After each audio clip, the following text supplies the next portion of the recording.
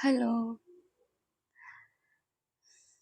I'm sorry for the delay, and we will today discuss the sixth chapter of Rimo Gita.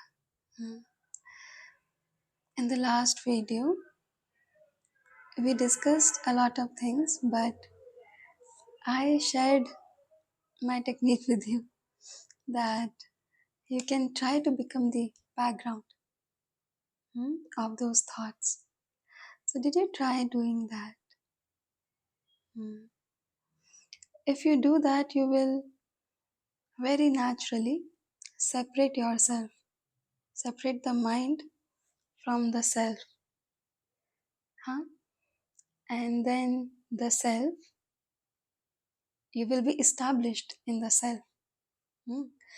Because now you would be able to see the presence of the higher power within you. Hmm. We are going to discuss this in the sixth chapter, huh? Okay, so let us not waste any time.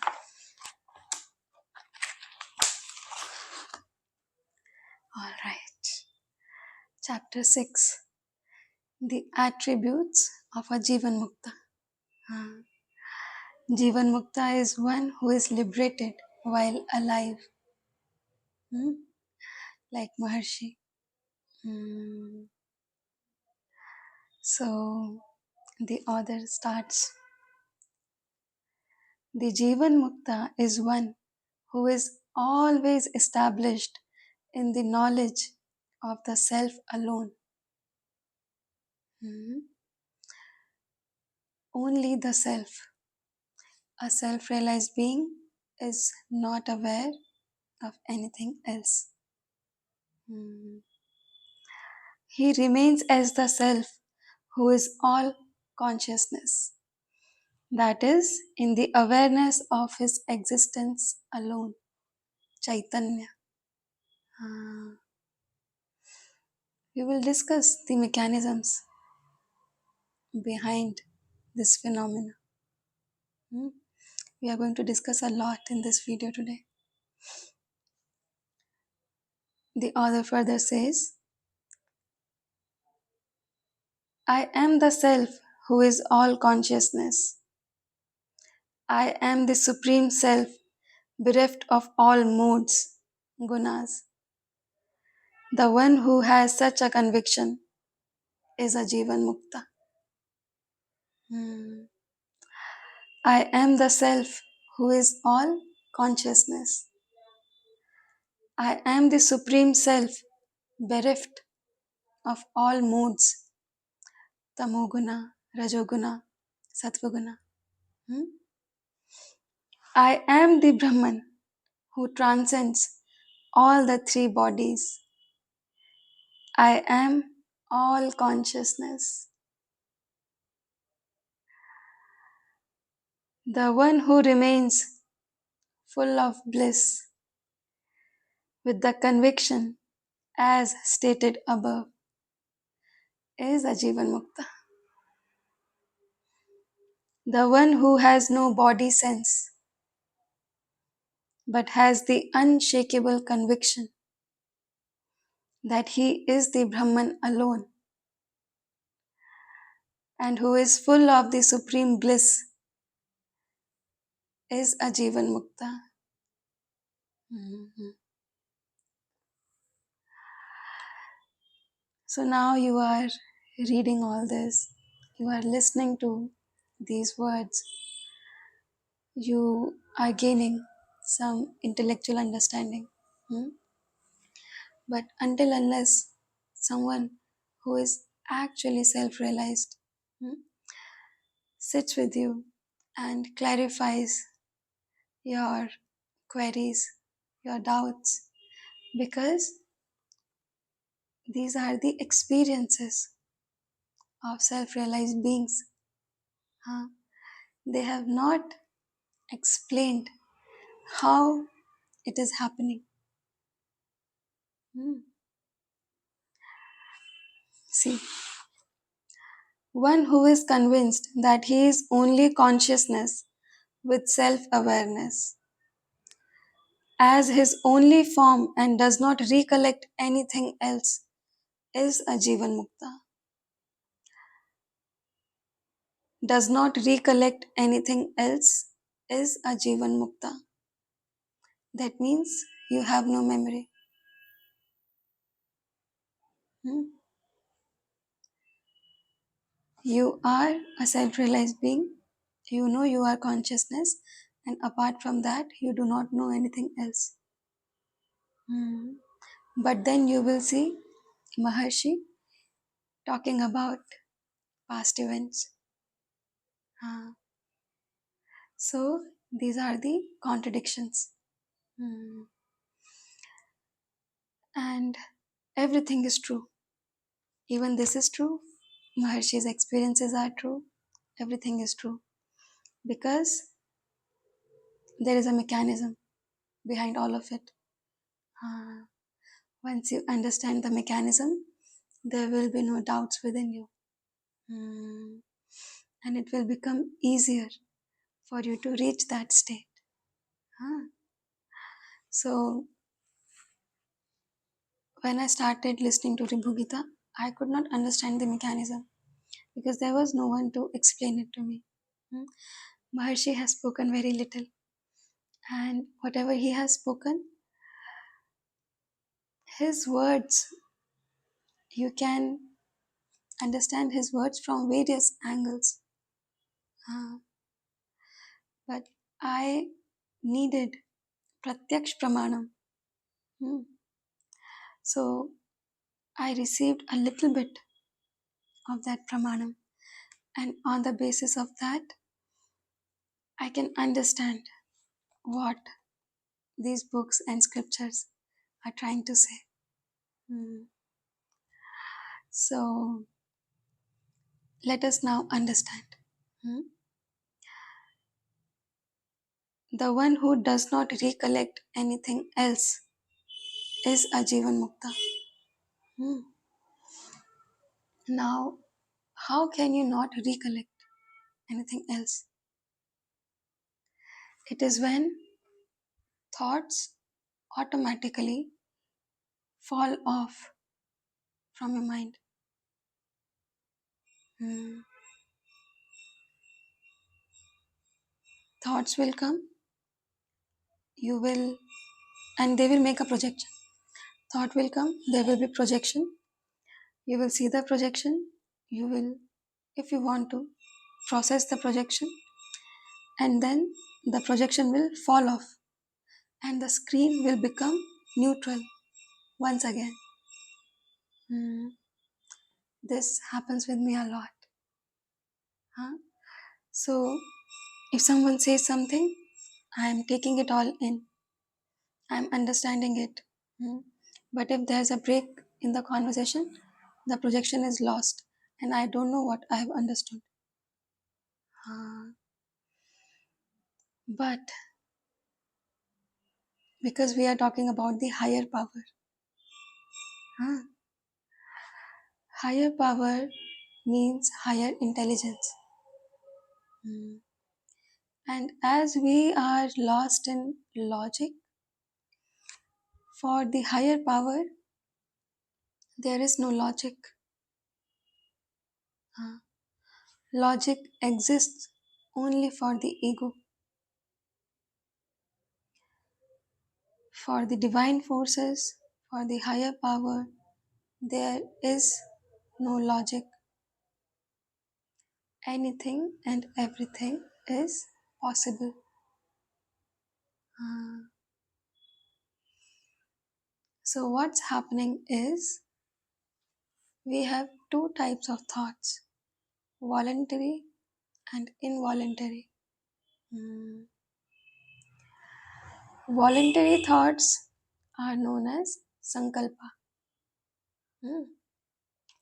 Involuntary thoughts are known as vichara.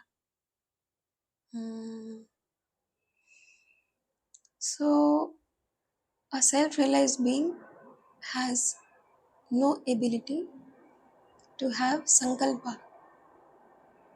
He cannot voluntarily think. Hmm. but he can receive vichara. Hmm. Because the mind is working in a passive format. Hmm. Mind is not active anymore. This is the meaning. When a sage says that the mind will get annihilated, this is what he means. So Maharshi was asked, Bhagwan, in your state, are there thoughts? Do you think? Do you process? And Maharshi replied, यदा कदा विचार आते रहते हैं पर संकल्प नहीं होते. He has on some other occasion said that for a self-realized being, it is as difficult to think as it is difficult for a non-self-realized person to stop thinking. Just as you cannot prevent vichar pravaha, the flow of thought, a self-realized being cannot initiate the process of thinking on his own. It is like his mind is now like a burnt rope. So the mind has gotten annihilated, but just like the rope that gets burnt and still its structure is maintained, a self-realized being too has a mind that functions like a burnt rope. This is why even in Sahaj Avastha, a self-realized being can go into Samadhi, Nirvikalpa. So, Samadhi on Samadhi. So, Bhagwan used to go into Samadhi also. He is a self-realized being. He is forever in Sahaj Avastha, in Sahaj Samadhi. But he also used to go into Nirvikalpa from time to time. So, the rope, how easily it gets withered. When the rope is burnt, a gust of air will come, wind will come, and the rope will be withered away. Now, Maharshi's mind is just like a burnt rope. This is the meaning of mind being annihilated. So, this is why there is contradiction.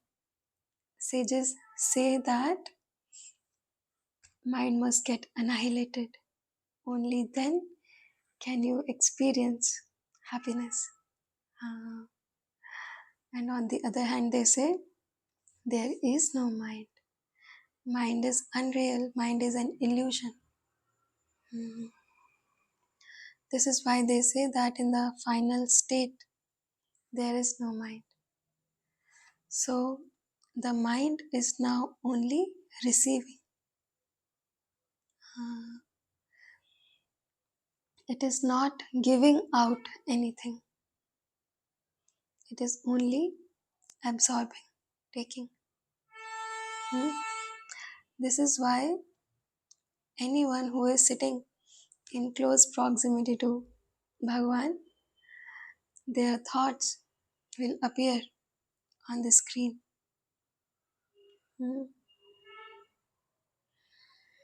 And it is important that the Guru knows what you are struggling with. You don't have to hide the thought from the Guru. Because if you hide it from the Guru, you are taking away Guru's liberty to help you. So, do you understand now how the mind functions in a self realized being? So, the mind is actually working as a burnt rope, and this is why the mind cannot sustain a single thought for longer period of time. Hmm. A thought that is just a projection. Hmm. If you are focusing on the thought, who am I? Huh? And you are able to focus on it for longer durations, hmm, that means you are progressing in sadhana. But in the final state, what starts to happen is actually thoughts will fall off of the mind. So now do you understand how a Jivan Mukta does not recollect anything else other than himself? Hmm. This is why Maharshi has said that a self-realized being is just like a small child, like an infant. Huh? Because an infant can only think of something till the time it is being presented to him. Hmm. The moment an object disappears from its sight, what happens is the infant will forget about it. Ah, why is it happening? The thought falls off. Hmm. So, why we are suffering in samsara? Because our mind is holding on to thoughts. Ah. So, you are holding on to that energy. Hmm. This is why there is pain and suffering. If the thoughts are falling and again you are being exposed to the neutral screen, you being the mind are being exposed to the neutral screen again and again, what will happen is the mind will lose its temptation towards these emotions. Mind wants to feel, huh? So mind will become free of this temptation. Hmm. And what will happen is mind will start reflecting the neutral screen, and at the end will become the neutral screen after being annihilated by it. Hmm. You understand now? Okay.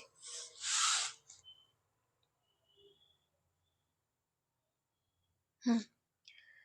The one who has no body sense but has the unshakable conviction that he is the Brahman alone and who is full of supreme bliss is a Jivan Mukta.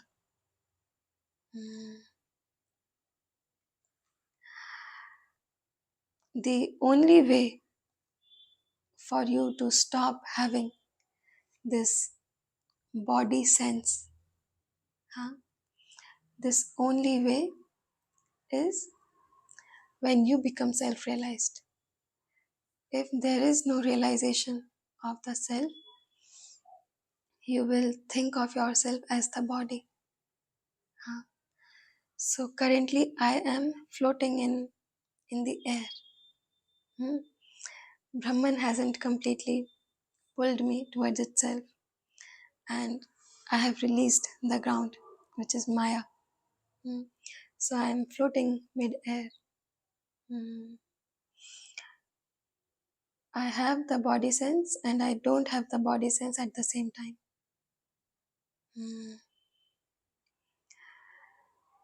After a while, a state may come when there will be no body sense. Hmm. How does that happen? It happens when all of your sense organs refuse to receive samsara. Hmm. When the sense organs are occupied in receiving Brahman. Hmm. You will only feel Brahman, nothing else. So when you are not the body, then these sense organs too do not exist. So when you become Brahman, huh, the body does not exist and you stop receiving the world. Mm.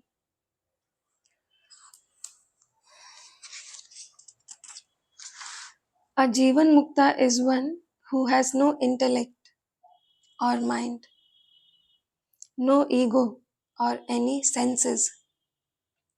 He remains as the Brahman. Mm.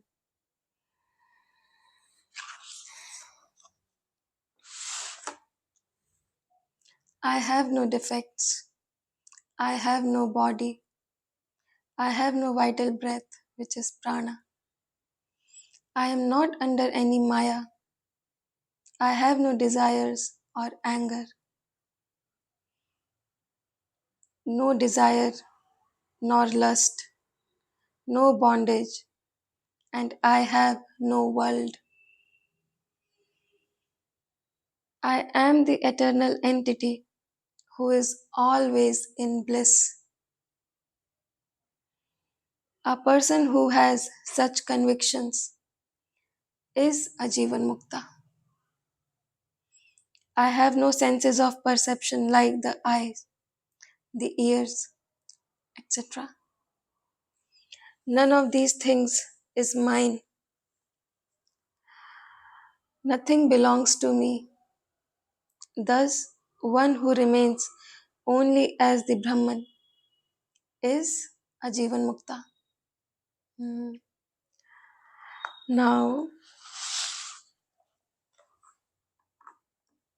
attaining this state is very difficult. Hmm.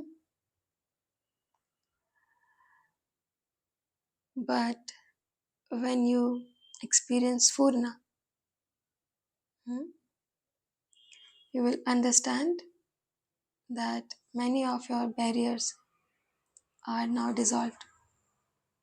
Hmm. You will gain an intellectual understanding of the nature of reality. Hmm.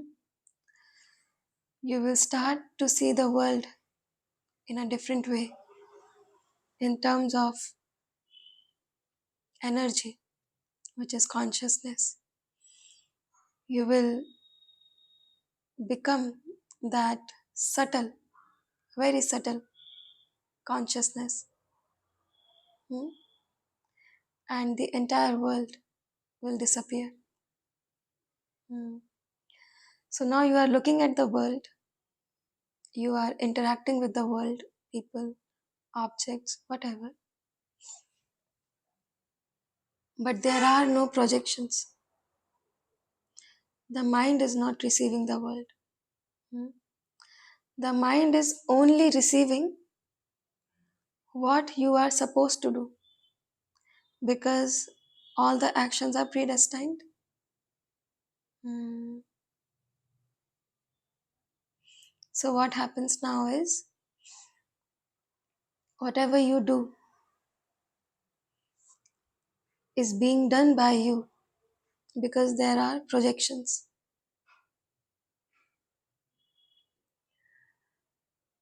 Other than that, you will not receive the world. So, you are following the higher power and its guidance. You have no identity of your own. Hmm. Are you understanding this?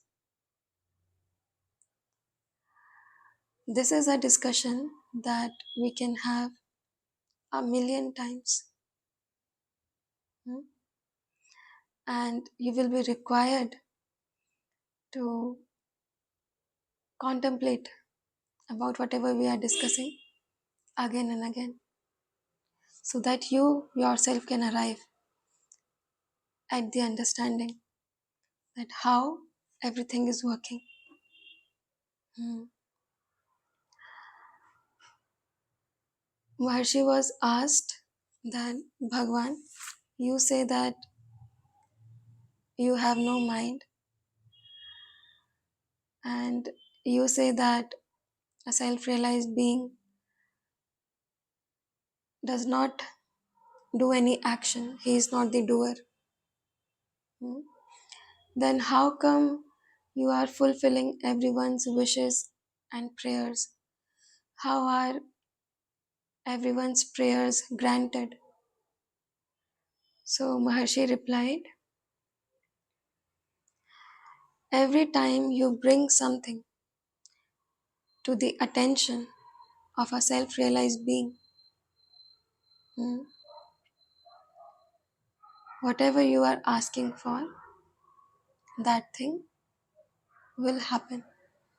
It will be given to you automatically. Hmm. Because the mind, now that it has lost its ability to have sankalpas, hmm, mind has gained the power of concentration. Hmm. So these sankalpas, they are actually an obstacle, huh, to an enhanced concentration. Hmm. So now the mind becomes so strong that if you say something, Maharshi will absorb it, and there will be a projection on the screen of his mind. Hmm. And his consciousness is being accessed by divine forces. It is being accessed. Hmm. And so what happens is, if your projection, hmm, is generating any sort of emotion within the self-realized being, if the emotion is positive, huh, you will be rewarded. If the emotion is negative, you will be punished. This is how it works. Hmm. So, if you are praying to a self realized being, whether he is in front of you or he is in the spirit form, it doesn't matter. Whether he is within you. Hmm? If you are praying to a self realized being, whatever you are asking for will be given to you. Hmm. However, whatever you are asking for example, you are asking for a very big house. Hmm? So now, currently, why do you not have it? Obviously, there are obstacles. Hmm? You are not earning enough. You lack management. You don't know where to invest. Hmm. There are so many factors. So now, what will start to happen is, one by one, all of these obstacles will be removed. Hmm. And one day, you will you will get your home. That's how it works. Hmm. So now that doesn't mean that you keep on praying to the self realized being for one thing again and again. Other than self realization, there is nothing else, nothing else to be prayed for. There is nothing else you can ask for other than self realization, not even occult powers. Hmm? Because occult powers are like this, very small. Hmm? And self realization is huge, so huge. Hmm. भगवान has said, जो लोग सिद्धियों की चाहत रखते हैं उनकी हालत उस इंसान की तरह है जो बड़े और खूबसूरत राजमार्ग को त्याग कर छोटी संकुचित गलियों में घूमने की चाहत रखते हैं, संकुचित गलियों में विचरण करने की चेष्टा करते हैं. Become self-realized. These are Bhagwan's words. Become self-realized. And if occult powers are in your destiny, you will receive them. But wishing for occult powers shows that you are a fool, that you are ignorant. Because when you have occult powers, you will always want to display them to others. You will always want to demonstrate them to everyone. Otherwise, what is the sense of having these siddhis?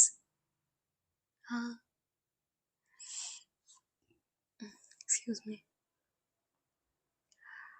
So, when you are trying to display your power to others, that means you are dependent on them and you are only boosting pride. So, you have not arrived at an understanding of Brahman. Self-realization is far away. You don't even understand what Brahman is. You don't even understand the theoretical concept.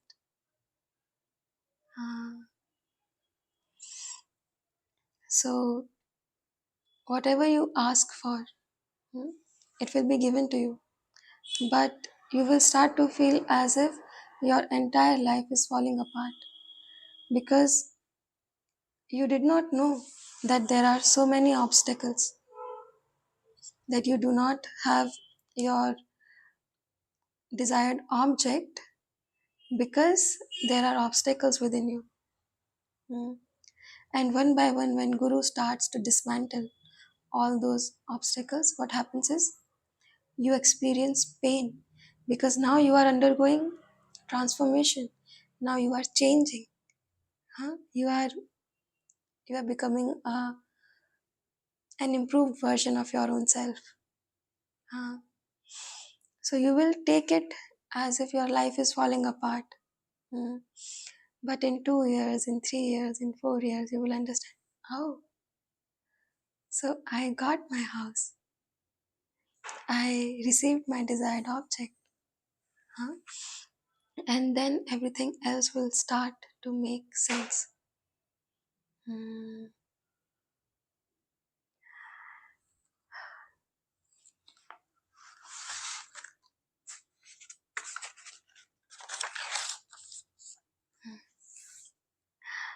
The one who sees himself and is established in his self and manifests from one's self is a Jivan Mukta.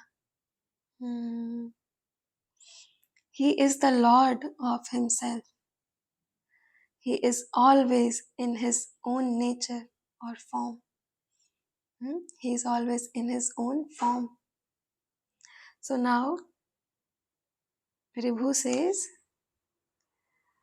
the one who manifests from one's own self is a Jivan Mukta.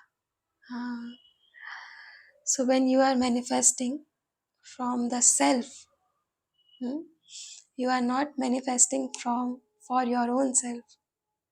You are generating resources for everyone. From your own plethora of abundance. From your own treasure. You are generating resources for everyone.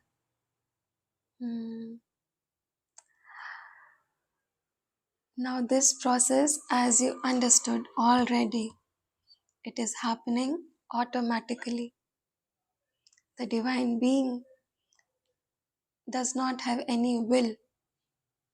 His will is divine, that is true.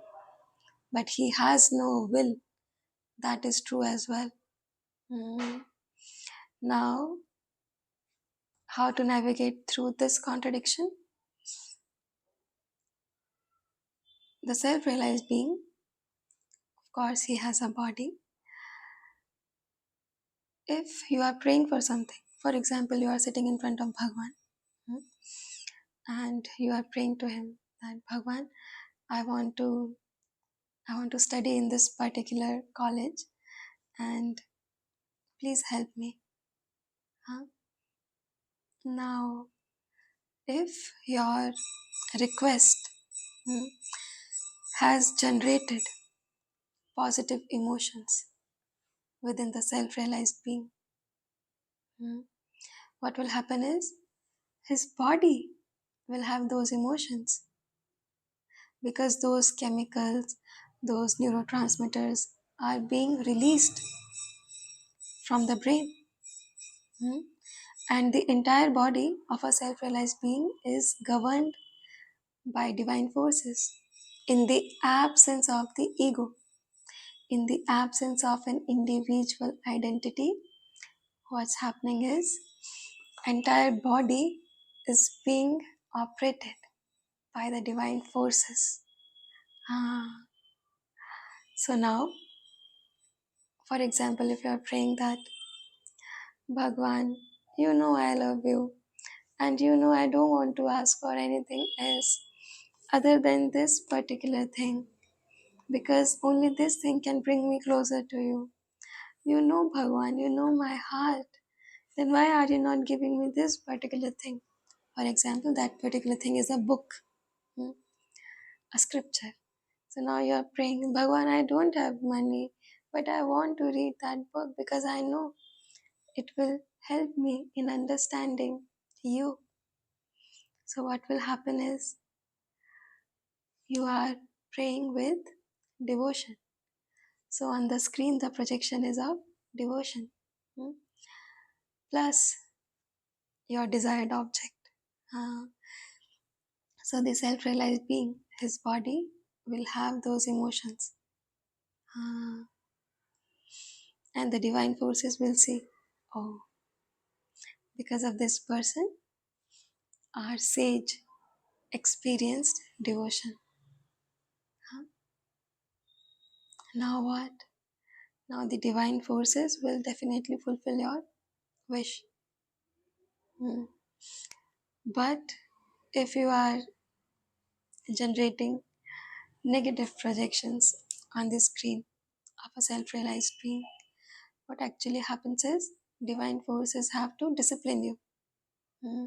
And then you will undergo a massive transformation, huh, which will ultimately help you. No one is trying to break you down. No one is trying to punish you. Mm-mm. It's just a disciplining of the mind. That's it. And you are not the mind. You are not being targeted. The mind is being targeted.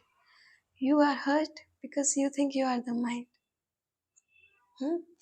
Whereas the divine forces, they are only trying to discipline your mind and to stop you from forming these negative projections onto the screen of a self-realized being. Ah. So this is how a self-realized being manifests for everyone. Mm. Now he can manifest anything. He can manifest knowledge. Huh? So once what happened was, maybe it was the anniversary of the of Ramana Ashram, hmm, and they were about to launch a magazine. Hmm. Now I might be wrong somewhere with the details, but you will get the gist of it. Hmm. Now what happened was they were about to publish a long poem with 1008 shlokas. Huh. But the magazine had to be launched the very next day. Hmm. And the people and the scholars who were trying to complete this long poem, they couldn't write last 300 shlokas. So they went to Bhagwan and said, Bhagwan, please help us. Please, Bhagwan, you are the one. Huh? You are the one who gave us these many shlokas. Even these shlokas are not written by us. We will get the credit of it, but in reality, you are the one who has manifested this knowledge.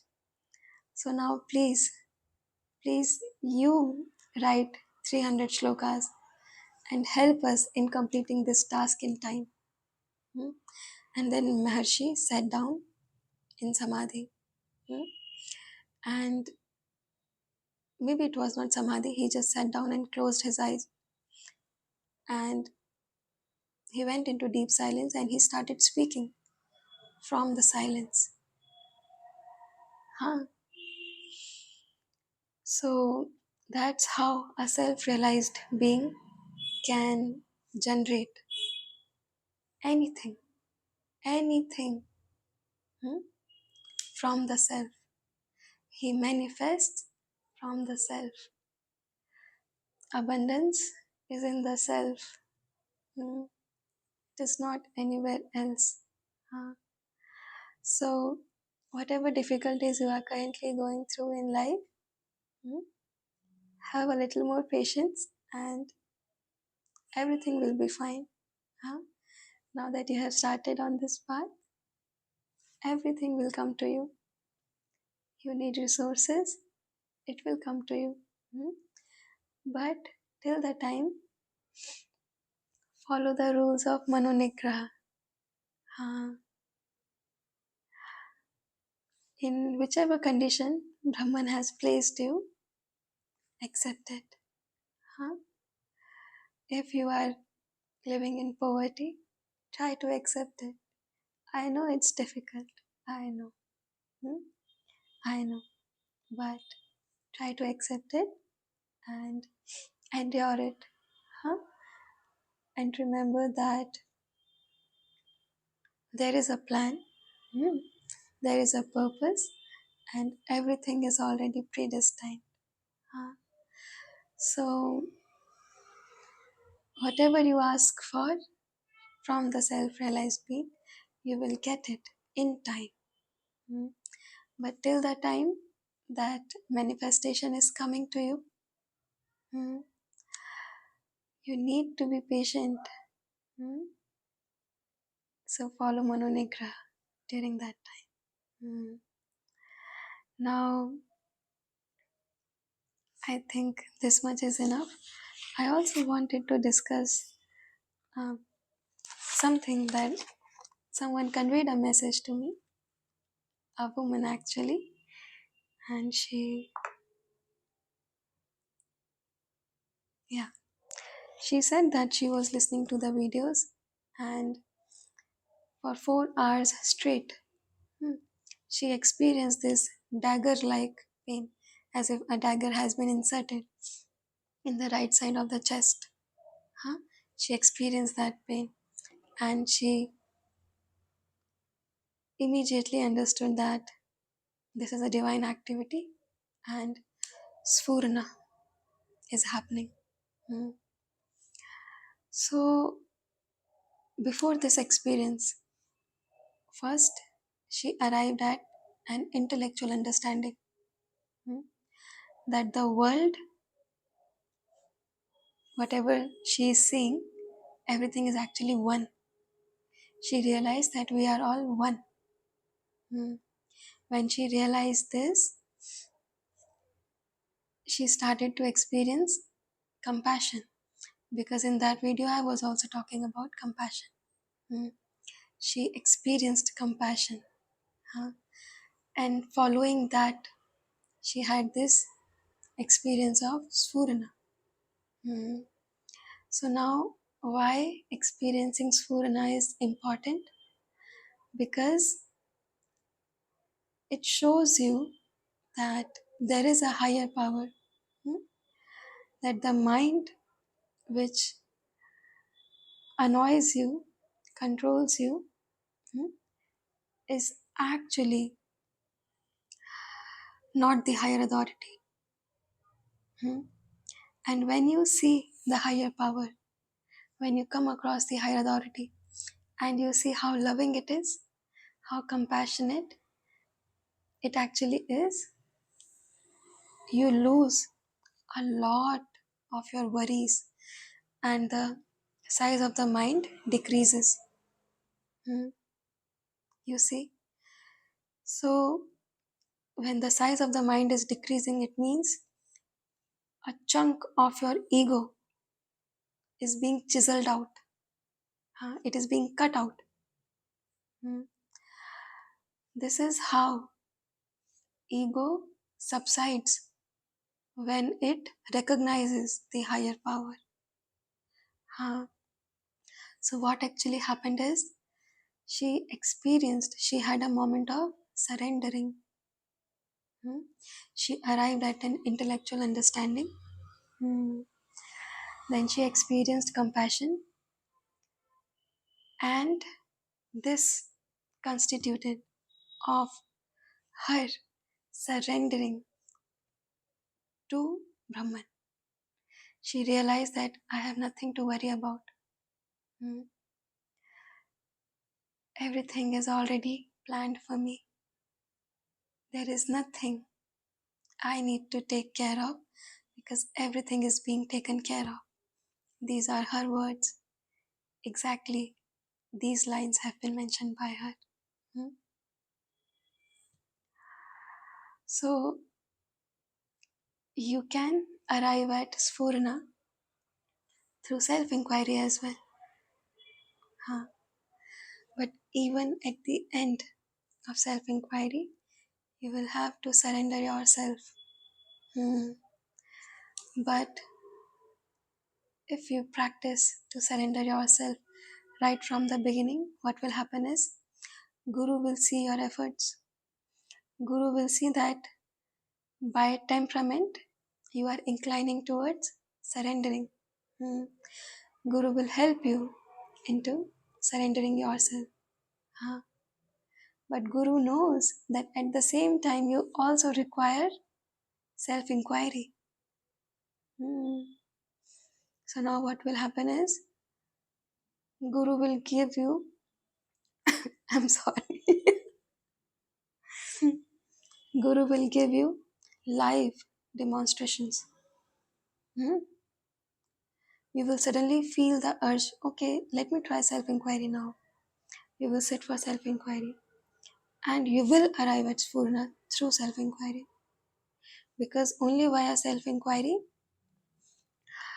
the mind can further be chiseled out. Huh?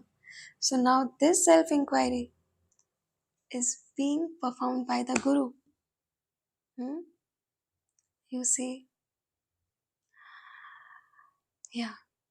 So when you surrender and when you show the Guru that you want to surrender, Guru will teach you how to surrender. Then the Guru will teach you. Guru will give you cheat codes how to perform self inquiry and arrive at the source, how to locate the. What's happening to my pronunciation? I'm gonna go now. Huh? So, Guru will help you in locating the source. Huh? And then what will happen is the mind will be annihilated by the source. Hmm? And you will be established in the bliss. Hmm. All right, now I'm going.